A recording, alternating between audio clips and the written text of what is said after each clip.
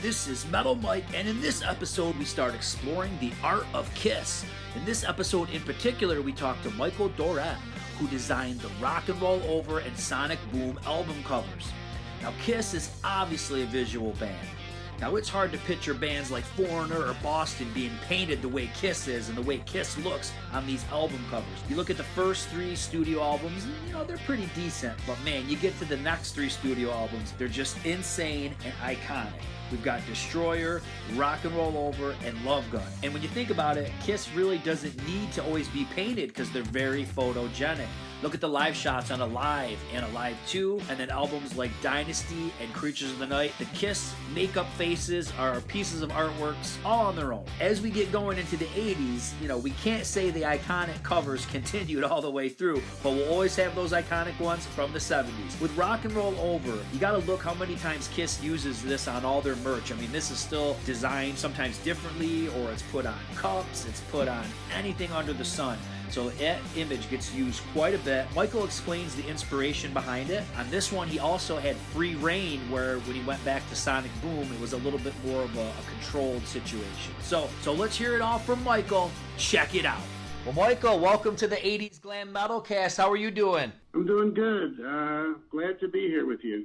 Oh, I really appreciate your time. So, way back in 1976, you do the Rock and Roll Over album cover for Kiss. How did this all come about? Well, I think it was more like 1975. Okay. Sorry. The way it came about was not as people might think. What happened was I was working with an agency called Howard Marks Advertising with an art director named Dennis Wallach. So I had been working with Dennis on other projects for his agency, and he just thought he'd take a chance and ask me if I was interested in doing a record jacket for this group that they had as a client. And I didn't really know who they were or anything or what they were about, but I was always interested in taking on a challenge, and I said, sure. I'll take a stab at it. And that's how that came about. Did they give you any kind of direction of what they were looking for? Or was it like, okay, here's the picture of them, they're a visual band, go for it? What was the direction? There was very little direction. I didn't know what the group was about. I didn't know about their makeup or anything like that. So I had a little bit of a learning curve where they, talked to me about that. And, learning about, this was the spaceman, this was the lover, and so on and so on. And, but there was really not much direction in terms of what they wanted for the cover. So I just kind of took it upon myself I just kind of looked at the words rock and roll over and just decided to just make it a play on that, something that revolved and something that was could spin around, and so that was the genesis of the idea of what I was going to do. Yeah, and it really does. And nowadays, actually, people have made animation where this thing really moves, in an image, but it really does. When your eyes look at it, it does almost rotate. Yeah, and I was just kind of remembering, and I haven't really mentioned this before to anybody, but I was remembering that when I was an art student at Cooper Union, some years prior to that, one of our projects was to design a cover for an already existing album, and the one I picked was the Beatles' Revolver. And so I was remembering that, and what I had done for that one was to just do a black cover with a hole where the label would show through, and it was almost like a similar to design with what I did for Kiss, where I had the Beatles' heads going around in a circle, and so on. And so basically I was kind of remembering that and decided to just do a play on that idea. Wow, that's pretty interesting. And so yeah. You get this thing done, and it gets presented to the band, and they pretty much love it. Aside from a few minor changes, they pretty much love the idea, correct? Yeah, and that was I went in and did a color comp of this cover, and then met the band when I presented it, and met with all four of them. And yeah, they as I recall, they really loved it, but there were some concerns about the faces. Mm-hmm. And as I recall, the changes were mostly to Gene and Paul. And as I recall, the others were fine with what I had done. Yeah, I actually saw the original. I mean, it looks really close. I think Gene's a little bit more happy looking in the original, and he looks a little bit more evil in the finalized version. Paul definitely I think I kind of rendered him initially a little bit more like the Joker from Batman.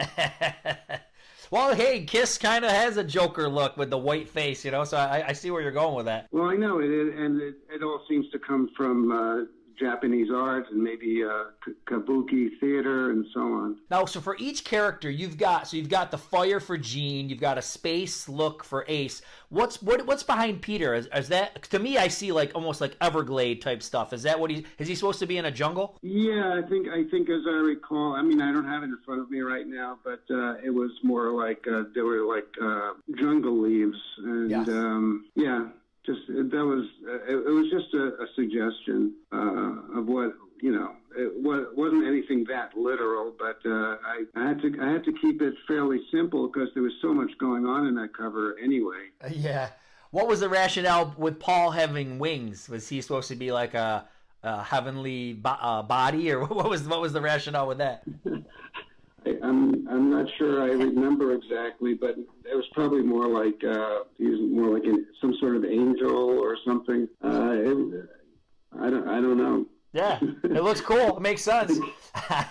What were these guys like when you first met them back in the 70s? Were they pretty laid back, or were they kind of green at that point? What were they like? Well, we were all kind of young. I recall that of the four, Gene was the most vocal, and as well as Paul. The other two, I don't remember them having that much to say, but I think, and I think this has been borne out over time, that Gene and Paul are the ones that are really in charge, if I'm not mistaken. Oh yeah, completely. Now, does it blow your mind how iconic this cover has become? Because, I mean, Kiss continues to sell T-shirts and coffee cups and everything with this image, and I mean, it really has taken on a life of its own, this image. Yeah, well, you can imagine my surprise about that. For me at the time, this was just another job. And, you know, as with most of the work that I do, I try to make everything I do into the best thing I've ever done. And it doesn't always work out that way. And I didn't really realize how this was going to be received. And so it took some time before I really that really kind of sunk in, because I started getting fan mail and groups of young kids who were kind of stopping by the studio and wanted my autograph and things like that. And I was kind of really surprised about that. I had no idea. I had no idea how big this group was getting or anything like that.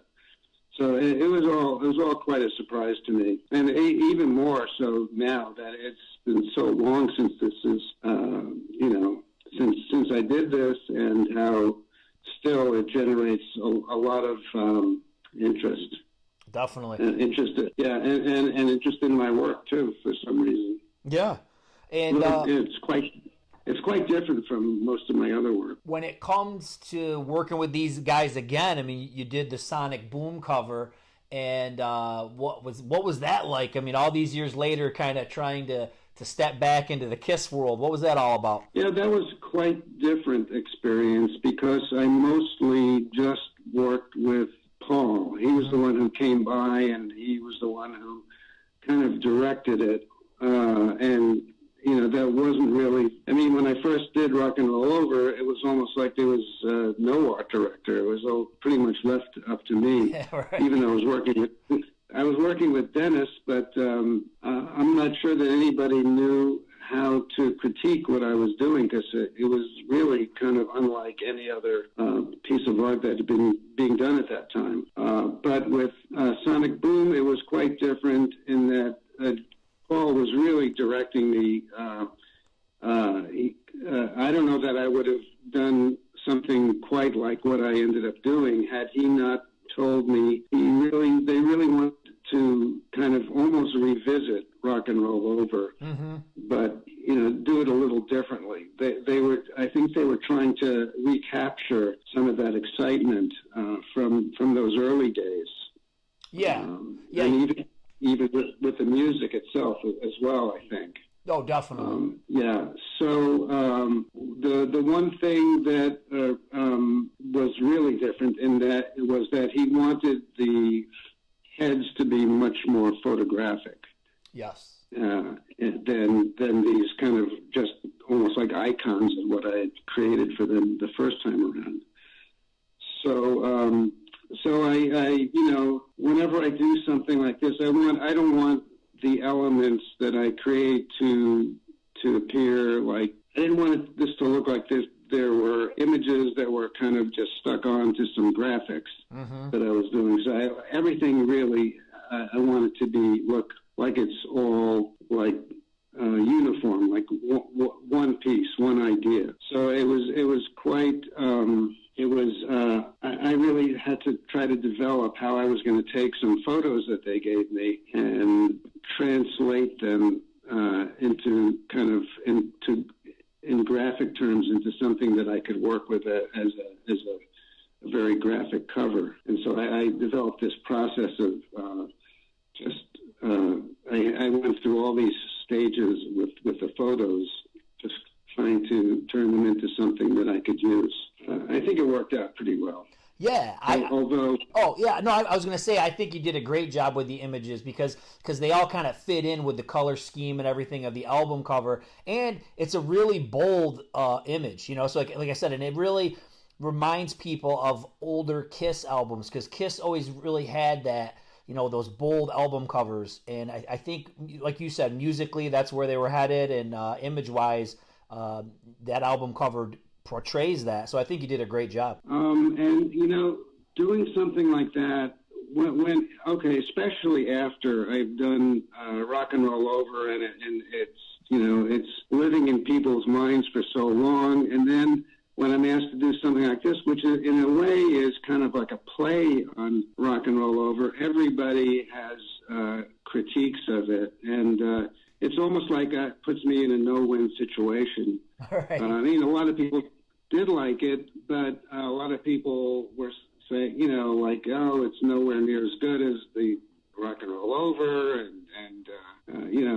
all this kind of stuff, which I guess I kind of expected. But, there's no way to avoid that in this type of situation where something is put out there and it's going to be compared with another piece. Oh, yeah. I mean, and the hard part, you're kind of hitting it right on the head because if you think of albums like Rock and Roll Over and like Destroyer and Love Gun, all these albums covers really, really bold, iconic artwork that we've been looking at for like 40 years or whatever. So it's really hard for something new to come in. It's just because the legend is so huge. So like I said, I think it's got the cool vibe as the original, but it's different. And it has to be different. You know what I mean? You can't, as an artist, I'm sure you don't want to do the same thing over and over again. You kind of want to challenge yourself and create make a new creation. So I like Sonic Boom. Well, yeah, and I kind of did have to repeat myself.